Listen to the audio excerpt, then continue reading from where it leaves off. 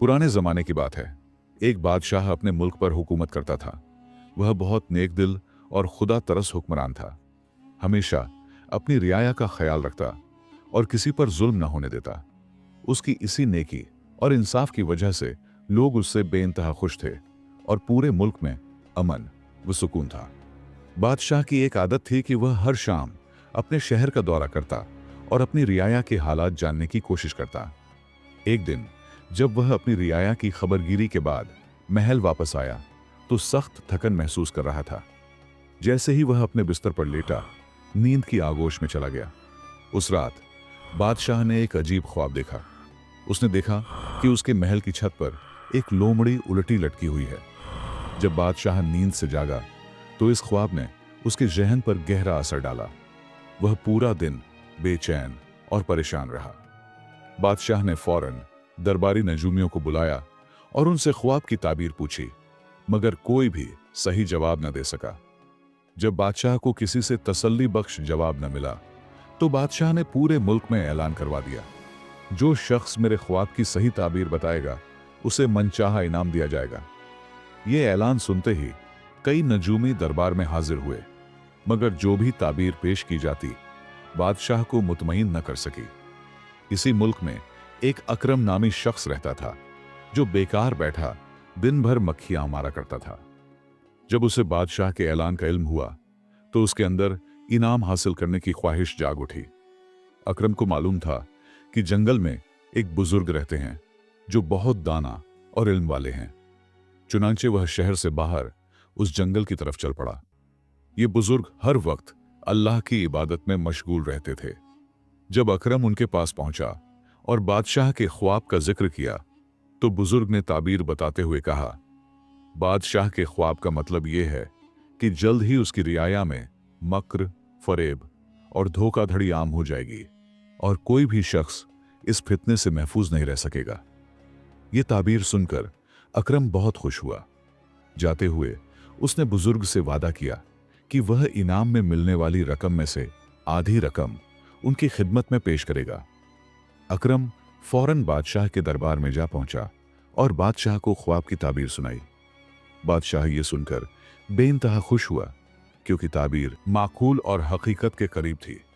चुनांचे बादशाह ने उसे खूब इनाम व इकराम से नवाजा। लेकिन जब अकरम ने इतनी दौलत देखी तो उसके दिल में लालच पैदा हो गया। कुछ अरसा गुजर गया। एक रात बादशाह ने फिर ख्वाब देखा कि उसके महल की छत पर एक नंगी तलवार लटक रही है, जिससे खून के कतरे टपक रहे हैं। यह ख्वाब देखकर बादशाह पहले से भी ज्यादा परेशान हो गया। उसने फौरन अकरम को दरबार में बुलाया और उससे ख्वाब की ताबीर दरियाफ्त की। अकरम खुद तो कुछ नहीं जानता था, इसलिए उसने बादशाह से 3 दिन की मोहलत मांगी, जो बादशाह ने दे दी।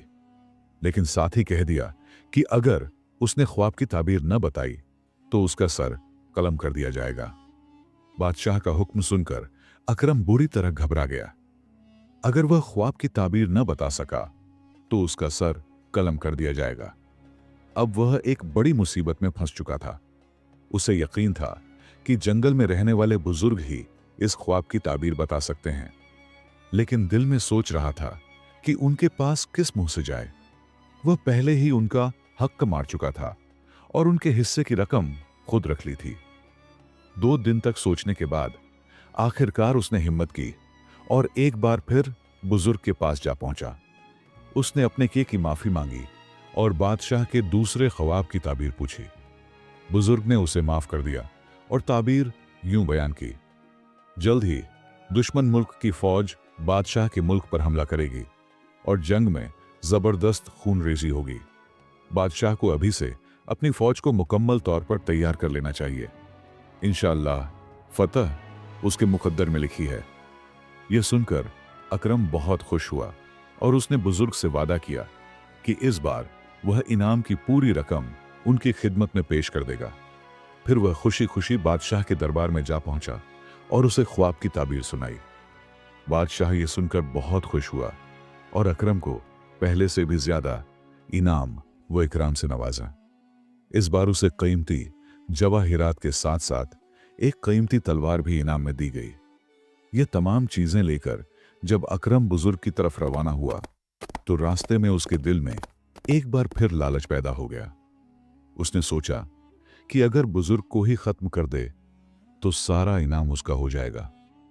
उसके पास बादशाह की दी हुई वही कीमती तलवार थी। चुनांचे वह सीधा बुजुर्ग के पास पहुंचा और उनके सामने खड़ा होकर उन पर तलवार से हमला कर दिया।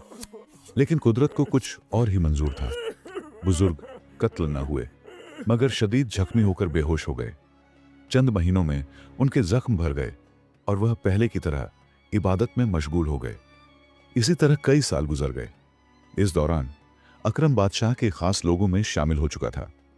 बादशाह वक्तन फवक्तन उसे कीमती तोहफे देता और वह ऐश व आराम की जिंदगी गुजार रहा था। 3 साल के बाद एक रात बादशाह ने फिर एक ख्वाब देखा। इस बार उसने देखा कि एक ज़बह की हुई बकरी उसके महल की छत से लटक रही है और कुछ जंजीरें सोने की तरह चमक रही हैं जिनसे रोशनी निकल रही है। चूंकि अकरम की बताई गई दोनों ख्वाबों की ताबीरें बिल्कुल सच साबित हो चुकी थीं, इसलिए बादशाह ने उसे दोबारा बुलाया और ख्वाब की ताबीर पूछी। अब अकरम की परेशानी की इंतहा न रही। जिस बुजुर्ग ने उसे पहली 2 ख्वाबों की ताबीर बताई थी उसे तो वह खुद कत्ल कर चुका था। उसने बादशाह से 3 दिन की मोहलत मांगी और अपने कमरे में कैद हो गया। जब कोई रास्ता नजर ना आया तो वह मजबूर होकर फिर जंगल की तरफ चल पड़ा। वह इसी उम्मीद में जा रहा था कि शायद कोई और बुजुर्ग मिल जाए जो उसकी मुश्किल आसान कर दे। जंगल में जाते हुए अचानक उसकी नजर उन्हीं बुजुर्ग पर पड़ी जिन्हें वह अपनी दानिस्त में कत्ल कर चुका था। उन्हें जिंदा सलामत देखकर अकरम पर जैसे बिजली गिर पड़ी। वह जमीन में गड़ जाना चाहता था। शर्मिंदगी से पसीने पसीने हो गया और अपना चेहरा छुपाने लगा। बुजुर्ग ने नरमी से कहा, बेटा मेरे करीब आओ, तुम बहुत परेशान लग रहे हो। यह अल्फाज सुनकर अकरम की हिम्मत बढ़ी। वह दौड़कर बुजुर्ग के कदमों में गिर गया और रोते हुए अपने गुनाहों की माफी मांगने लगा। बुजुर्ग ने शफकत से उसे उठाया, अपने सीने से लगाया और उससे पूछा कि वह उसके पास क्यों आया है। अकरम ने बादशाह के तीसरे ख्वाब का जिक्र किया और कहा, आपकी बताई हुई ताबीरों ने मुझे बादशाह के दरबार में इज्जत और बुलंद मकाम अता किया। मैं कुछ भी नहीं था, लेकिन आपकी बरकत से मुझे यह रुतबा मिला। बुजुर्ग मुस्कुराए और कहा, जाओ बादशाह से कह दो कि अब उसे किसी दुश्मन से कोई खतरा नहीं। उसके मुल्क में खुशहाली और अमन कायम रहेगा और लोग नेकी की राह इख्तियार करेंगे। यह सुनकर अकरम फौरन बादशाह के दरबार में पहुंचा और ख्वाब की ताबीर सुनाई। बादशाह यह सुनकर बहुत खुश हुआ और न सिर्फ अकरम को बेशुमार इनाम व इकराम दिया, बल्कि उसे अपना वजीर भी मुकर्रर कर दिया।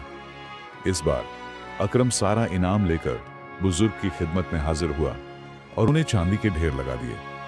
बुजुर्ग ने मुस्कुराते हुए कहा, बेटा ये सब कुछ मेरे किसी काम का नहीं, ये तुम्हारा है, इसे अपने पास रखो। अकरम ने हाथ जोड़कर रो रो कर अपने तमाम गुनाहों की माफी मांगी। बुजुर्ग ने शफकत से कहा, तुमने जो कुछ किया वह तुम्हारी किस्मत में लिखा था। तुमने पहले मेरा हक न देकर बादशाह के पहले ख्वाब को पूरा किया, फिर मुझ पर तलवार उठाकर दूसरे ख्वाब को हकीकत बनाया और अब तुम दियानतदारी और नेकी की मिसाल कायम करके बादशाह के तीसरे ख्वाब को सच कर रहे हो। यह सुनकर अकरम पर हकीकत वाज़ेह हो गई।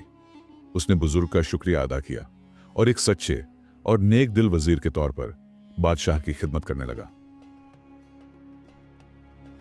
दोस्तों, यह कहानी हमें सिखाती है कि नेकी, ईमानदारी और सच्चाई हमेशा इंसान को कामयाबी की राह पर ले जाती है। बुराई का अंजाम हमेशा बुरा होता है और लालच में आकर की गई गलतियां किसी न किसी दिन बेनकाब हो ही जाती हैं। आपको यह कहानी कैसी लगी कमेंट्स में ज़रूर बताएं और हमारे चैनल को सब्सक्राइब करें ताकि हम जल्द ही 100 सब्सक्राइबर्स का टारगेट हासिल कर सकें। आप सभी का दिल से शुक्रिया। मिलते हैं अगली वीडियो में एक और दिलचस्प कहानी के साथ।